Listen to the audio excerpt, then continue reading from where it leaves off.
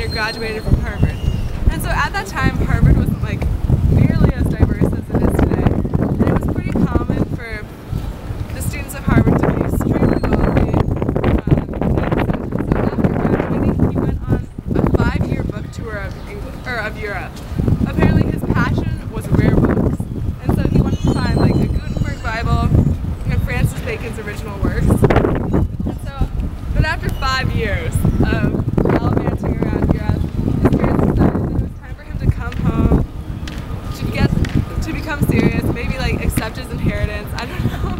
And so it was 1912, and in 1912, what would have been the fastest, safest, most luxurious way to get from England to the United States? And so unfortunately, he was on the Titanic and he actually died. It's said that because he was in the first class, he did have a spot on the lifeboat, but he ended up running back at the last moment to try to get his books. And so he actually died in the Titanic. And but his mother was also in the Titanic and she survived. Also, his father died as well. And so in her son's memorial, Eleanor Widener constructed this beautiful, beautiful library. And so it was opened in 1915.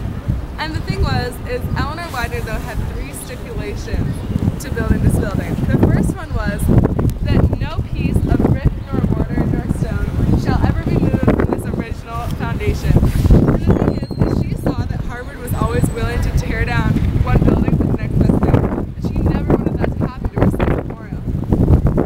So this building, almost 100 years later, is exactly the same as it's been, except for there have been some restorations, but that's about it.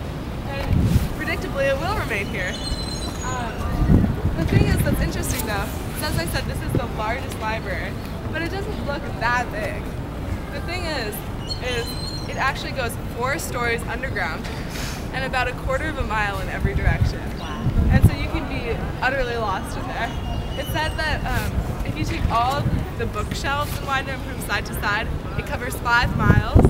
And if you put all the individual stacks, which is like each tier of the bookshelf, side to side, it will cover 50 miles. A lot of knowledge in there. And then also the second stipulation was that there has to be an exact replication of her son's personal library within here, and that there has to be a fresh flower cut every day and put in the library. And so on the side there's actually like incredible replication of this library. You can't believe that anyone would ever have a personal library like that. And so almost for 100 years now, 365 days a year, there's a fresh carnation that's put inside every day. Pretty special. And then the last one, the last stipulation, was that Eleanor Widener thought that had her son been able to swim, he would have survived. But you guys, I'm sure, have seen the movie, and you guys know not the case. But until about 1970, it was a rule at the college that in order to graduate, you had to pass the swim test. But that's been revoked now because of the Disabilities Act and such, but the legacy lives on. So just a little bit more about libraries at Harvard. We obviously spend a lot of time in them. And the Harvard library system grows by about 50,000 books every year. And it's pretty funny because if you ever need a book or can't find it or something's wrong, you can actually just let Harvard know and they'll buy it for you. And so you can't really ever come up with a good excuse for not writing a paper. And Widener is pretty serious, but it closes at 10 p.m. at night. And so when I feel like I really need to get stuff done, like I'll go into Widener, lock myself in the room. It's so scary, like you'll never go on Facebook because you just feel judged. If you're in a more like relaxed environment, around the corner is Lamont. And that was actually the first 24-hour library on Harvard's campus. And it was built in 1943, but it actually didn't allow women until 1967. And so Lamont is 24 hours a day, like I said. It has a cafe, so you can get really caffeinated before you do all your homework. And people have been known to sleep there because it's 24 hours a day. And so there's a special vocabulary word at Harvard for that type of person, and they are known as the Lamonster.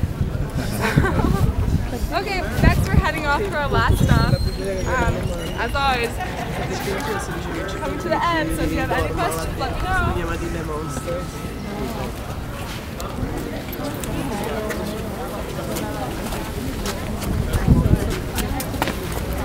Straßen. Das ist interessant, wie gesagt.